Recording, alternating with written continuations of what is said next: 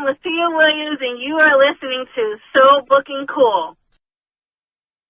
Welcome to So Booking Cool. I'm Jewel B. Today I'm so excited about our guest. She is a literary publicist of more than 10 years. Her name is Lathea Williams. Lathea, thank you so much for chatting with So Booking Cool today. So thrilled to have you on. People are going to learn a lot about publicity and what you do. Well, thanks for having me on. This is so exciting. I'm happy to be having this conversation with you. Yes, absolutely. So, Lathea, what would you say is your story? Wow. So I would say my story is one of a woman who has overcome adversities, overcome challenges, and who always tries to find a way to give back no matter what I'm doing and no matter the industry that I'm in. So I think that kind of sums up my story in a quick nutshell. Mm-hmm. But to also just someone who enjoys reading, who enjoys, communicating with authors, and who tries to live every day as living her life to the best possible way ever. So yeah, just having fun. I try to make sure that my story isn't one that's boring. My story in my life isn't one that of failures, and I look at everything as a challenge and an opportunity. I love that, Lathea. So what led to you working in publishing and publicity? Oh, well, that's a long story. So, because it's been over 10 years since I've been in book publishing, and I like to say that it chose me. I didn't choose it.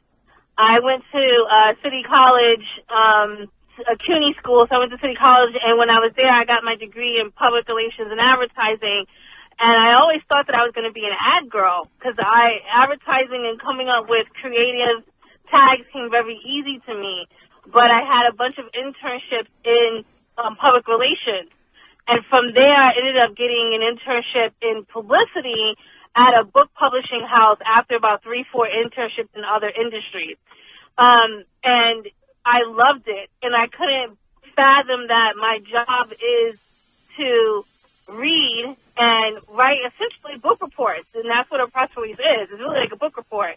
To write book reports, to come in with media and build relationships with authors. And for me, it was just always, I stayed with it because there was a point in time where as a Black person, we weren't even given the opportunity to read. We were chastised for it. So I'm very much aware of that. I'm very much aware of my history. So it's one of the main reasons that keeps me in this industry. But it did choose me, because I would have never thought that I would have had a career in book publishing, in publicity, and have been doing it for as long as I have been. So how is literary publicity, how is it unique to other types of publicity? So the other forms of publicity I've done investor public relations, I've done music PR, and this is also like a short stint, so I'm not as well versed in it as I would be in book publicity. But one of the main differences from what I've noticed is that who your clients are, meaning that in book publicity, your clients aren't celebrities, so you have a direct connection to that author, to that client. Whereas in like movie publicity, sometimes you'll have to work with third parties, meaning whoever their managers are, whoever their agents are. Booking is different. With investor relations, you're dealing with a corporation, so you're not necessarily dealing with one person. You're probably dealing with a group or a larger clientele when you do more public relations, or when you are like an account executive at a PR firm. You're dealing more with that corporate client versus that individual person. So I personally like that one-on-one. I like having conversations with authors, building those relationships.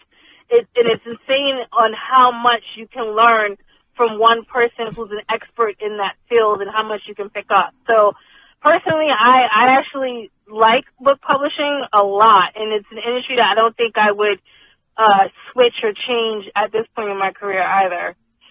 Well, that is fantastic, Lathea. What do you think then, anyone who aspires to work in book publicity, what do they absolutely need to know?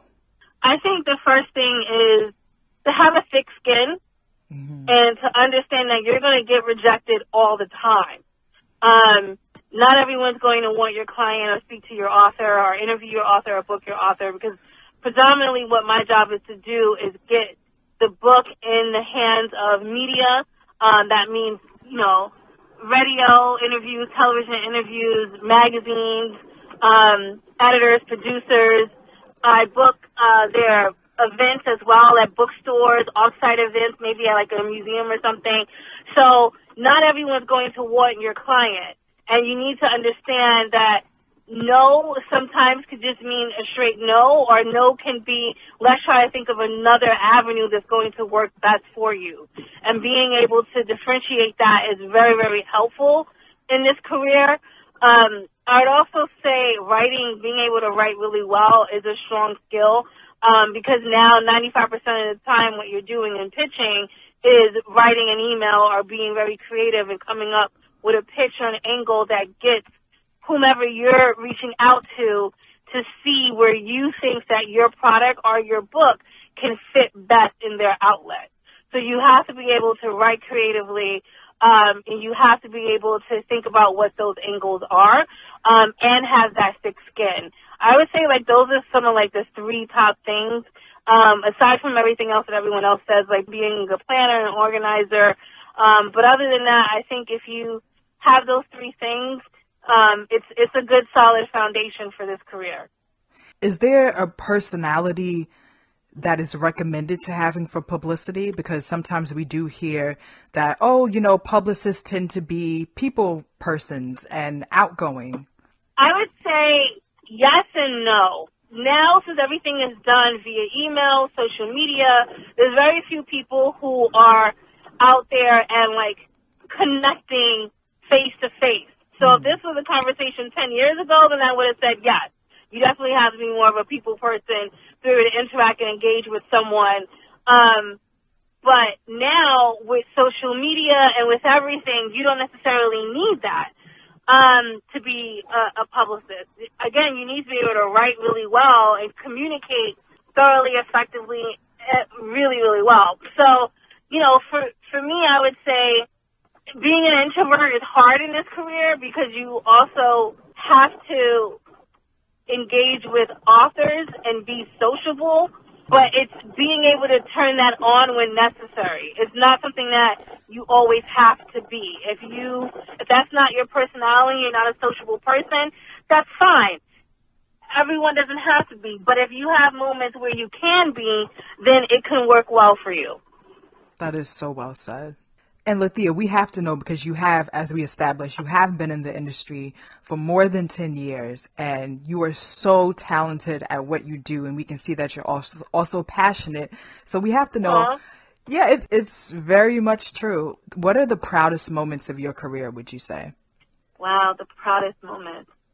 The proudest moments for me actually have to do when I see a kid reading a book. Or if I see someone in a train reading a book that I was a publicist for. Or if I go speak at a school and tell them about what do I do, and see 4 or 5 books that I worked on in their library. Those are proud moments for me. Years ago, proud moments for me was when I would get a media hit in a magazine, like Oprah magazine or something, or if I got a Today Show or a Good Morning America hit or something. But now I'm proud and I'm happy when I could give back and I can see someone excel and succeed and have as much passion and enjoy for what they do as much as a little bit as much as I do. I think that makes me very proud and very, very happy now in this stage in my life. And bestsellers are great. I've gotten several bestsellers. Yeah. I take those as little notches on my belt.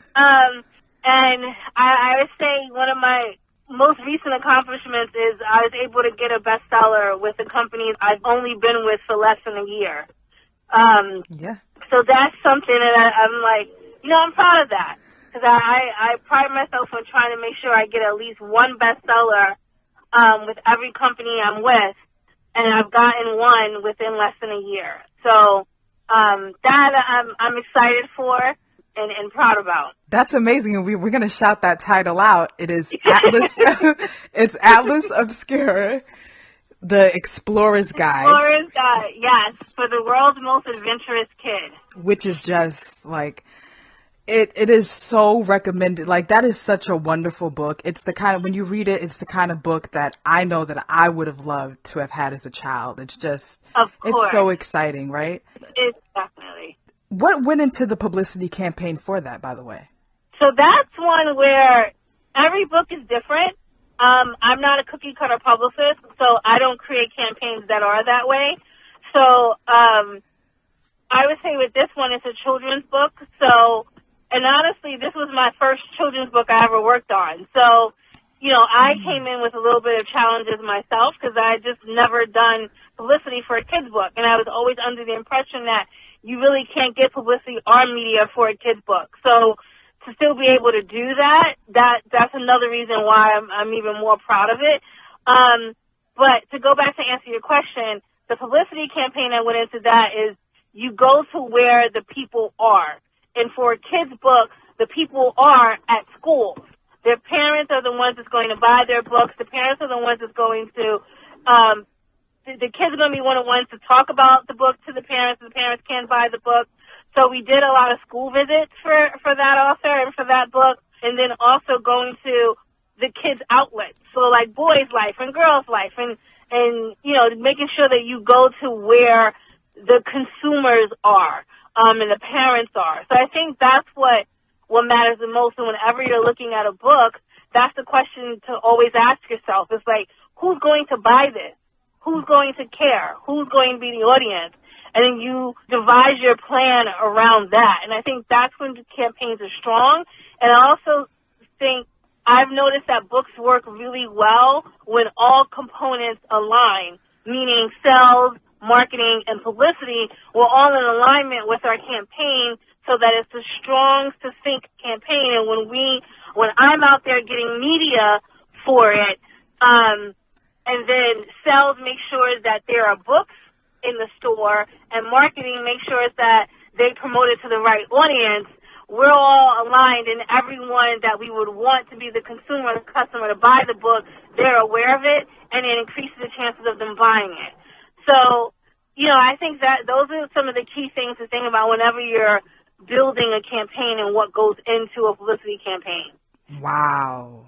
So I know, Lathea, one of the things that we had once discussed is that a way to like study the industry, specifically in publicity, is to try to look up the earliest examples of like a publicity campaign to just see how early like it started by doing an internet search, right? Mm-hmm. Mm-hmm. Yeah. So that's helpful. Also, do you think people should look up sample press releases or just try to go off the top of their head when practicing? I think when practicing, looking up examples is great, but I would also suggest looking at how the outlets themselves talked about that particular topic. So if you're looking up a book on dogs, let's say you're working on a book, or let's say your client is toothpaste, you know, maybe look up how NPR talked about toothpaste in the last 2 years. You'll probably get some good opening lead storylines, looking at, you know, what were the consensus of dog owners in the last 5 years or year or two. You'll find that information out when you do that research, and then that helps give you some language to formulate within your press materials. Because sometimes what happens is when you look up press materials for previous titles and our clients, you can get stuck on outlining it the same exact way. Because someone else did it, you want to do the same thing. And sometimes it doesn't really work that well for your particular book. So I would always suggest, which is what I do, honestly, when I'm just trying to figure out who has covered the topic within the last year or so, I'm also looking up, you know, what they've said and how they've talked about it, how they've reviewed maybe a similar book, versus looking at the press release. I'll look at the book reviews and things like that. So you guys hear that? That's some very sound advice. Lathea, I want to know, what are some books that, if you have the time, that you're currently reading or interested in reading? So I don't have time Right. to read personal books because I just don't, because I'm always reading books that I'm working on, and or I'm reading like manuscripts or submissions or proposals from, clients that the company is looking to bring in. So the time to read leisurely is limited, but I am reading right now The Invention of Wings by Sumont Kidd. It's one that I have just fallen in love with. It's a dual narrative about this one girl who's a slave, and it's set in like the early 1800s in the South, and the other girl is the daughter of a slave owner, and they both live on a plantation. And one of the lines in the book that I thought was just breathtaking, provoking, astonishing, like it blew my mind, and it pretty much sums up this entire book, is when she said to the girl who was the daughter of the slave of the owner, the slave girl said to her, I'm enslaved physically, but you're enslaved mentally. Ooh. And I think that that's something that a lot of people don't really realize, and it's something that set the premise and the understanding of their relationship for the entire book. So I'm almost finished, and I'm excited to just find out like the dynamic of the relationship and how the relationship ends. So I'm looking forward to finishing that. I do want to read The Killers of the Flower Moon, or Yellow. I think it's Flower Moon. Yeah. I think. Yeah, that's the book that I want to read next. So I'm kind of like trying to finish up this one just so I can get to that book. And I have a little bit of free time, just a little bit of free time around the holidays. So I'm going to try to read The Killers of the Flower Moon on the holidays. That's why I'm trying to finish up The Invention of Wings so I can get to that one by then. Yeah, that's another really popular one. And Lathea, we have to know, what are some upcoming projects that you're excited for everyone to be introduced to? So crazy enough, and this is going to show you how times have changed, I'm actually working on a book about cannabis. And I'm working on a book about cannabis for women and the health and wellness benefits that cannabis has, not only for women, I honestly think it's for everyone. But it's crazy that now in 2018, cannabis has been legalized in so many states that there are publications for it. There are books about it. There are books on how to like make it, and how not make cannabis, but like make recipes that it's infused with cannabis. CBD oil is really popular now. There's like beauty bars. So like I'm excited to be working on this book, but I'm also, a little bit like, I can't believe that I'm working on a book about cannabis when there are so many people who are still jailed to this day for selling small grams of what I'm probably recommending that people use for health and wellness benefits. So it is a challenge for me, but it's one of the ones that I'm just like, it's kind of crazy to be working on it and super excited to be working on it too. And I'm also going to be working on this book that comes out in the spring called I Will Teach You to Be Rich. It's by Ramit Sethi. He wrote the book about 10 years ago, just really what the title says, on how to be rich in life and financially. And that one's coming out in the spring of 2019. It's going to be the second edition. It's going to be a 10-year anniversary edition. So I'm excited about that, and more so excited to just learn more about finances, because he's an expert. And like I said before, when you get a chance to work with authors, you get a chance to work with people who are experts in their field, and we can all use financial tips. So I'm going to be picking his brain on the side a little bit every now and then. I have some questions for him. Yeah. Ooh, yes, those are some exciting reads that are going to be coming out. So, and, I look forward to talking more about those books as well, especially as they get closer to release. Do you have a timeline in mind yet? Because I know in publishing things can change, but... Yeah, so A Woman's Guide to Cannabis by Nikki Ferreira, that comes out in January of 2019. And then I Will Teach You to Be Rich by Ramit. that comes out in May, I believe, May 2019. All right. Okay. Lathea, thank you so much for talking to us today. And you know you have to come on again in the future. Of course. I always like having conversations with you. Thank you. Likewise. You're an amazing guest, and I'm so excited. You are the first publicist that I've interviewed for So Booking Cool. So, oh, that's so booking cool. Yes. Amen to that. Oh my God. I love that. I always welcome my guests as well to share any final thoughts that they might have. Sure. Final thoughts is keep reading. Keep reading, never stop, and apply what you read. Try to find a way to do that. And never let anyone tell you something you can't do. Thank you so much again, Lathea, and to all the listeners, until next time, So Booking Cool.